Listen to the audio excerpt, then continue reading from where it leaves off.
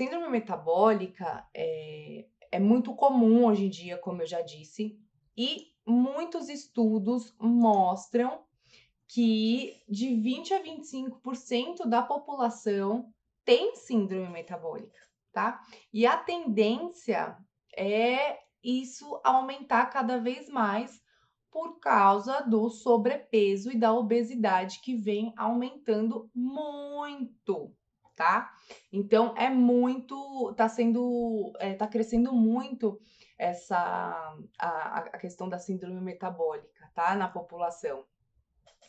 E aí, o que eu quero que você reflita, se você se identifica com sintomas, se você acha que você tem, se você acha que isso é que te impede de emagrecer efetivamente, tá? E aí, síndrome metabólica, quando eu falo isso, o que eu quero dizer? Que são alterações no nosso organismo, tá? Então, síndrome metabólica nada mais, nada menos que são um conjunto de alterações no nosso organismo que implica principalmente, claro, na saúde, mas no seu emagrecimento, tá? E aí é muito extenso, então eu vou tentar ser a mais clara possível, mais objetiva possível para vocês entenderem de uma forma bem simples, combinado? Então, assim, o que mostra quando você tem uma síndrome metabólica, tá? Primeiro, uma gordura visceral, um aumento de gordura visceral, de gordura abdominal, tá? Diabetes, pressão alta, triglicérides, LDL elevado, né? Colesterol alto. Então, são, como posso dizer, várias cascatas, né? Uma síndrome, uma alteração vai levando a outra. E normalmente ela tem um gatilho, que é a resistência à insulina. Nossa, Daniela, resistência à insulina, o que é isso? Muitos acredito que já ouviram esse termo e muitas pessoas não, tá?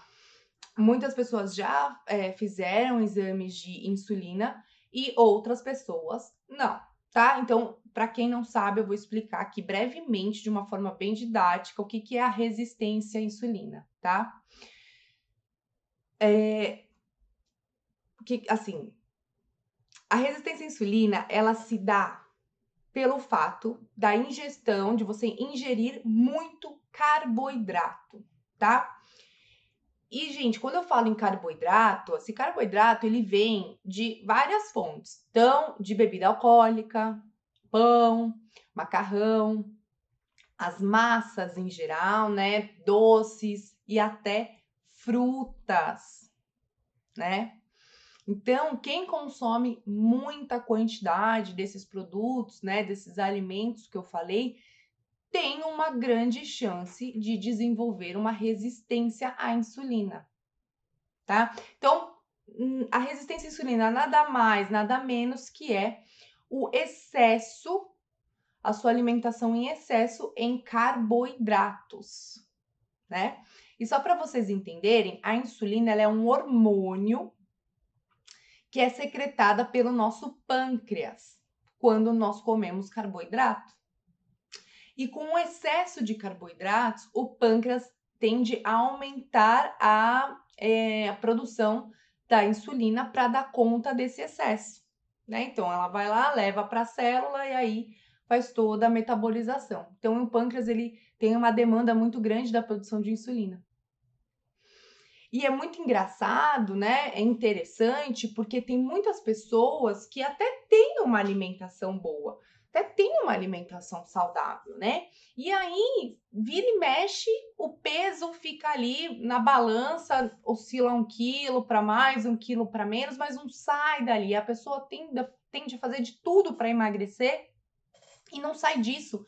E não emagrece. E eu vejo muito que fala assim, mas Daniela, eu tenho uma alimentação saudável, eu como bastante fruta, né, produtos integrais e eu não consigo emagrecer, eu não saio nossa, eu tô nesse platô, né, eu não desenrolo isso.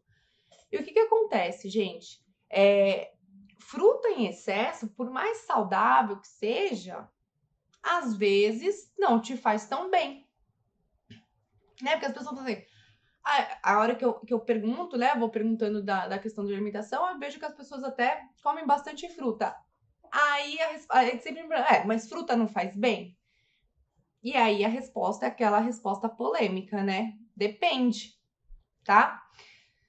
Para algumas pessoas, fruta vai ser ok e para outras não, tá? Porque pensa comigo, se você tem uma dificuldade em metabolizar a questão do carboidrato e você faz um excesso do consumo de fruta, isso pode sim estar te prejudicando, tá? Como outros alimentos também, tá? E aí você não consegue emagrecer por conta dessa síndrome metabólica, tá? Mesmo comendo alimentos naturais. E aí você não tem nenhum tipo de resultado. E isso é muito comum, tá? Entendam, uma coisa que eu sempre falo, tá? O emagrecimento, ele é a ponta do iceberg, tá? Na maioria das vezes, para você emagrecer, você tem que tratar alguns desequilíbrios que ocorrem, tá? Alguns índices que não estão corretos, principalmente nessa questão de aproveitar melhor os alimentos.